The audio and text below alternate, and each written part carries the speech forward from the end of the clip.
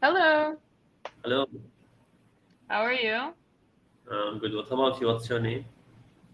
I'm good. I'm Alicia. What's your name? My name is Ahmed. Ahmed. Nice to meet you. Where are you Thanks. Can you guess? from? I don't know. Maybe a Middle Eastern country, I would say based on your name. Yes, that's right. I'm from Middle East. That's right. But which state in Middle East? Which state or which country? Which one is correct? Or Which country? which country? Which state? Which It's mistake. Yeah, because a state is different parts of a country, but a country Uh, is like s- State. Iraq, It's Iran, Saudi uh, are countries. State. It's smaller than country. Yes. Oh, okay.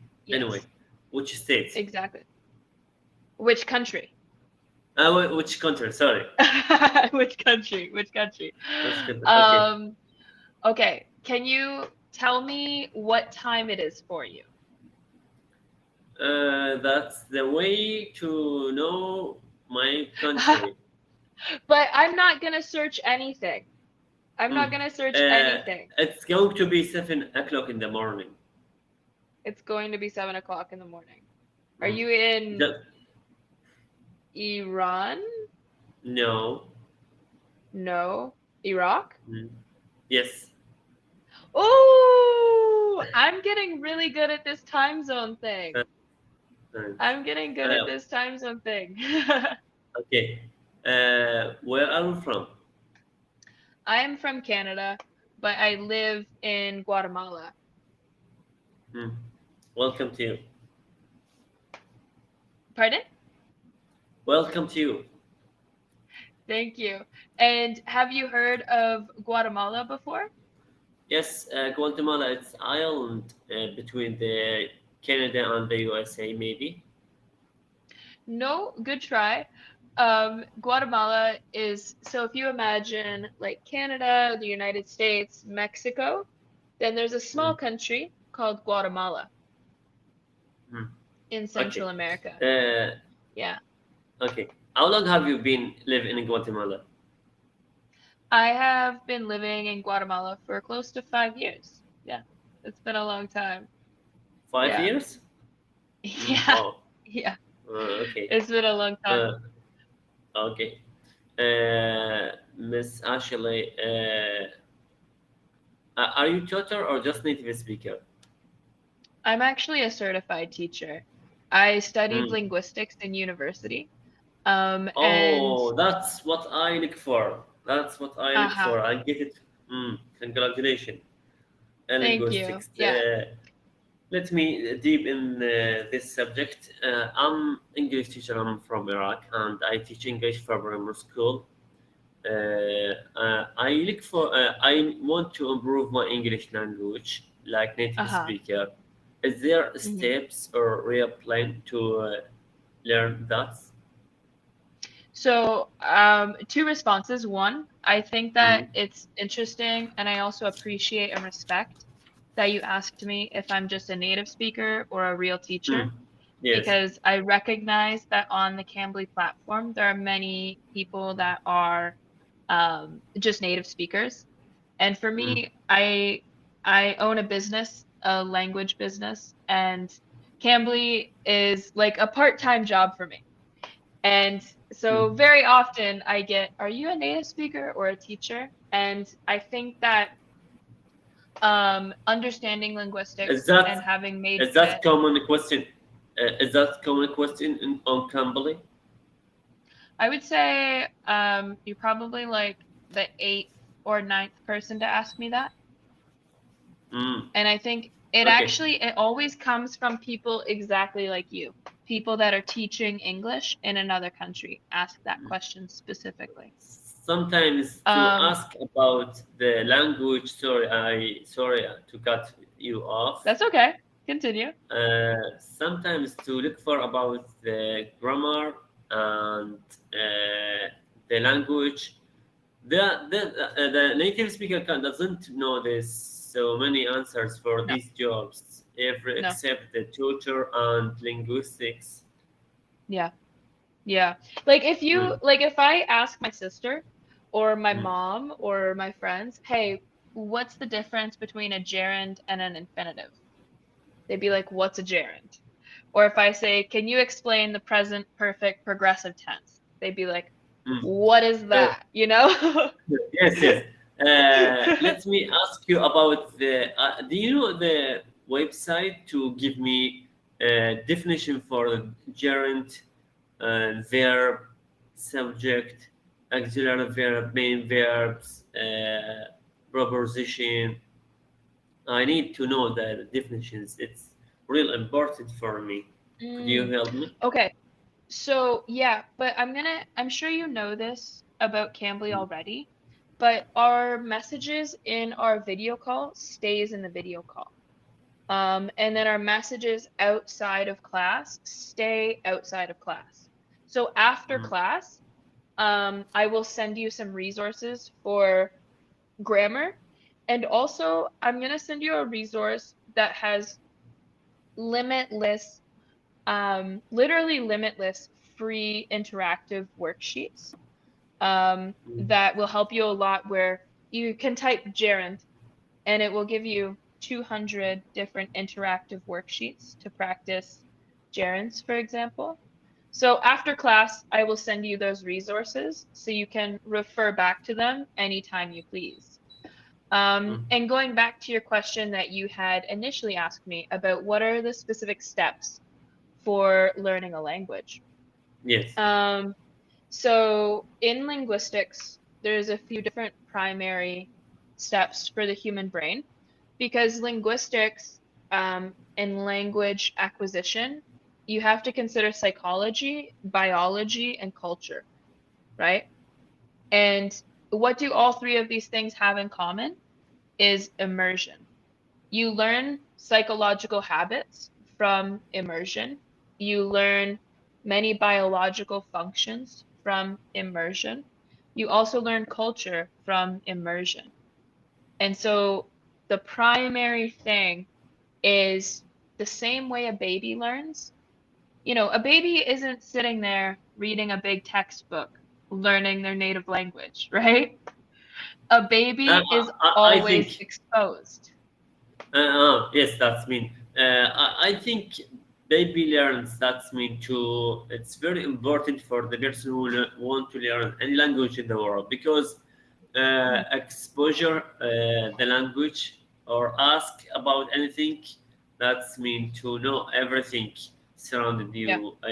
Sometimes to ask, um, mom, what's this? What can you call this in English? Dad, what can you call this in English? yeah, So I always should ask about everything.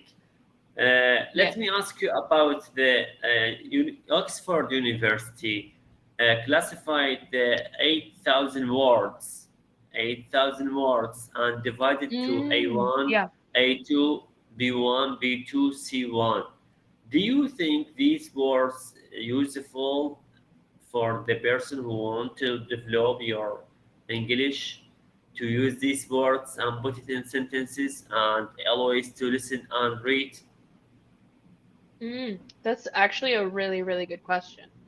And I Mm, also saw this from Oxford. And I would say beyond the upper basic level, beyond the A2 level, I would say this is subjective.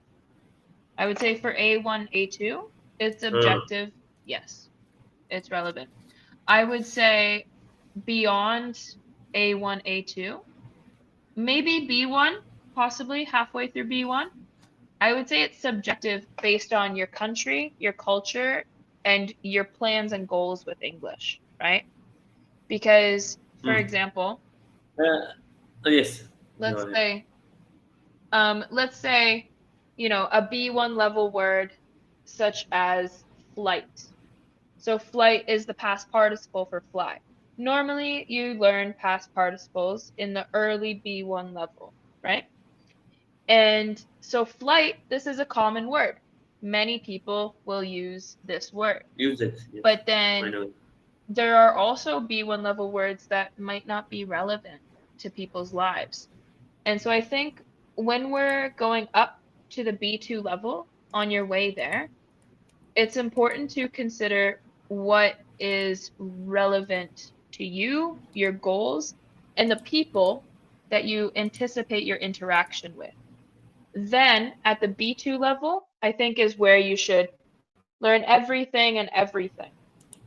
But before the B2 level, I think you should focus on things that are relevant to yourself.